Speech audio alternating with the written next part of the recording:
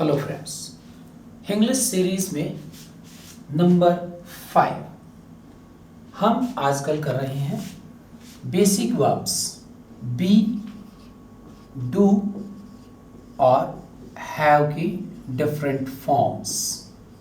B is almost complete. Be की कौन कौन सी बता रखी है? Is, am, are, was, were, be की ही फॉर्म है। इसके अलावा इसमें बीन और बीइंग भी है। यानी डू पर जाने से पहले सम स्टूडेंट्स डिमांडेड कि ये बी, बीन और बीइंग क्या है। तो आज एक बार थोड़ा सा इसका रिवीजन कर लेते हैं। बी, बीइंग और बीन क्या है। यानी बी की फॉर्म्स होती हैं, देखिए 3, बी, वॉज, बीन, यहाँ तक। किस तरह से? एक्चुअली ये क्या है, इसी तरह से एक ये बेसिक वर्ब है। किसकी? इन्हीं तीनों की। जैसे गो बेसिक वर्ब है, ड्रिंक बेसिक वर्ब है, राइट बेसिक वर्ब है। इसकी फॉर्म्स क्या बनती हैं? Go and gone, you know, drink, drank, drunk, write, wrote, written. ये क्या है? ये है इर्रेगुलर वर्ब्स। थोड़ी छोटी एक्स्ट्रा बातें मैं आपको बताता रहूँगा। रेगुलर वर्ब्स कौन सी होती हैं? जिनके पीछे ईडी आ जाए। Cook, cooked, cooked. ये एक अलग से लेक्चर लेंगे हम, पूरा लेक्चर होगा इरेगुलर और रेगुलर वर्ब्स का। आइए हम इसकी बात कर रहे थे। बी, बीइंग और बीन क्या है, आपको इतना याद रखना बस। बी क्या है? Base form. बीइंग है इसका present participle of to be. To be infinitive form है। बीन पास्ट पार्टिसिपल है। जैसे देखिए प्रेजेंट फॉर्म में क्या क्या हमने पढ़ा? इज, एम, आर, बी के। पास्ट फॉर्म में वॉज, वर। अब क्या कर रहे हैं हम? फ्यूचर फॉर्म इसकी विल बी होती है। बस इतनी सी बात आपको याद रखनी है। यानी ये अलग अलग मैंने ब्लॉक्स बनाए हैं, आपको याद भी रहेंगे अलग से देखेंगे तो। बीइंग क्या है? Present participle. बीन क्या है? Past participle. टू बी क्या है? इन्फिनिटिव। यानी आपको याद भी हो जाना चाहिए। अलग अलग ढंग से कर रहे हैं ये बातें। आइए छोटा सा रिवीजन कर लेते हैं। जो डे टू डे यूज में यूज होता है बी, कहाँ कहाँ? प्रेजेंट और फ्यूचर में। कैसे? बी ए गुड बॉय, हम कहते हैं यार अच्छे बच्चे बनो। Be a great man, try to be a great man, try to be a good boy, I want to be a good boy. ये जो है ये इन्फिनेटिव के रूप में है। मैं बनना चाहता हूँ, ऐसा बनना चाहता हूँ। और कैसे? देखिए I would like to be an IAS। Are you planning to be master? यानी टू बी का यूज कब कब होता है? इन्हीं वर्ब्स के साथ होता है अक्सर। ये भी याद रखना, बीच में भूलना नहीं। आर्टिकल्स में हमने किया था NIAS, AIE से शुरू हो रहा है। तो इन सब में टू बी इन्फिनिटिव। फ्यूचर में देखिए बड़ा कॉमन है, आई शैल बी अ विनर, मैं एक विजेता रहूंगा। You will be my partner, will you be a teacher. यानी यहाँ क्या हो रहा है? मेन वर्ब के रूप में यूज हो रहा है। किसका? बी का। तो बी हेल्पिंग वर्ब भी होती है, मेन वर्ब भी होती है। इसी की अगर पैसिव फॉर्म में जाएं हम, तो you will write all this as notes, all this will be written as. यानी ये किस में आ गया? बी का यूज पैसिव फॉर्म में, थर्ड फॉर्म से पहले। बस ये छोटे छोटे यूज याद रखने। कैसे? इस तरह का बी ए गुड बॉय, इस तरह का आई शैल बी ए विनर, और इस तरह का all this will be done by you. यानी जब पैसिव फॉर्म आती है, रिटर्न या डन कुछ भी हो। फिर देखिए इसका बीइंग का यूज देखिएगा।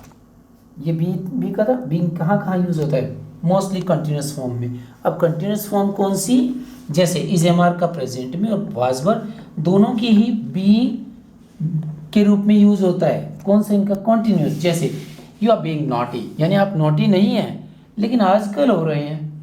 ही इज बीइंग क्रेजी, यानी टेम्पोरेरी बिहेवियर के लिए।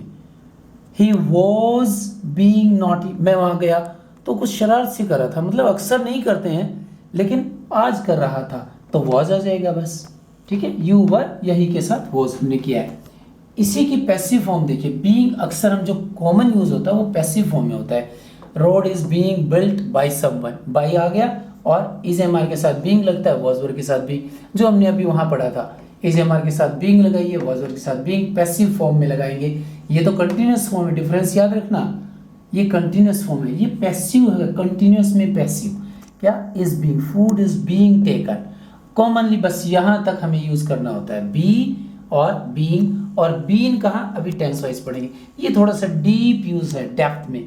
आपको अच्छा लगे तो समझ लेना, और समझोगे तो अच्छा भी लगेगा, लेकिन इसका यूज बहुत कम होता है और कहीं डेप्थ में जाके होता है। जैसे being a teacher as a gerund and participle, इसका हम एक अलग से लेक्चर भी करेंगे। जीरो पार्टिसिपल यहाँ पार्टिसिपल फ्रेज के रूप में यूज होता है। बीइंग अ टीचर यानी टीचर होने के नाते he has to prepare a lecture every day.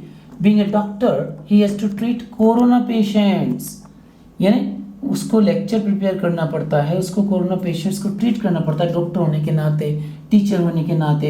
He enjoys being a teacher, यानी वो एंजॉय करता है।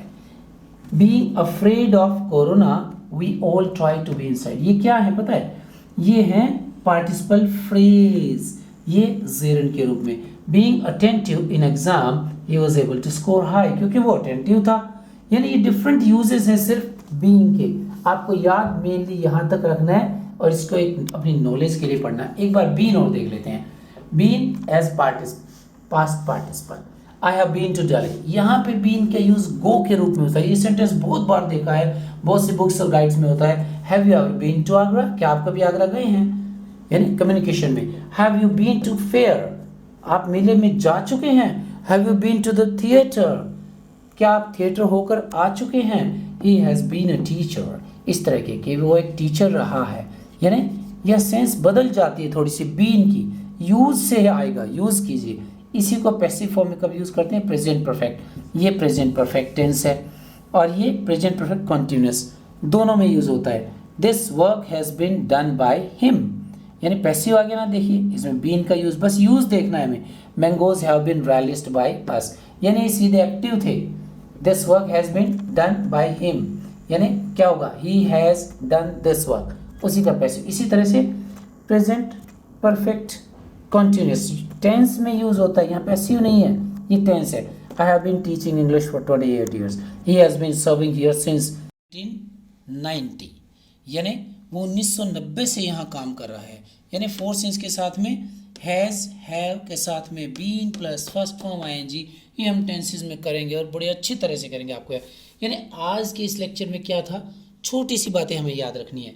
बी की बेस फॉर्म है बी, यानी टू बी क्या है, इन्फिनिटिव फॉर्म।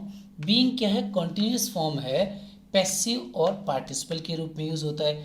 बीइंग क्या है, पास्ट फॉर्म है, जो पार्टिसिपल्स के रूप में भी यूज होता है। बस इतना सा याद रखना है, जो जो यूज है उसे कीजिएगा और प्रैक्टिस करके इनको समझिएगा। फिर भी नहीं समझ आता है तो हम फिर करेंगे नेक्स्ट लेक्चर में डू, डज और डिड।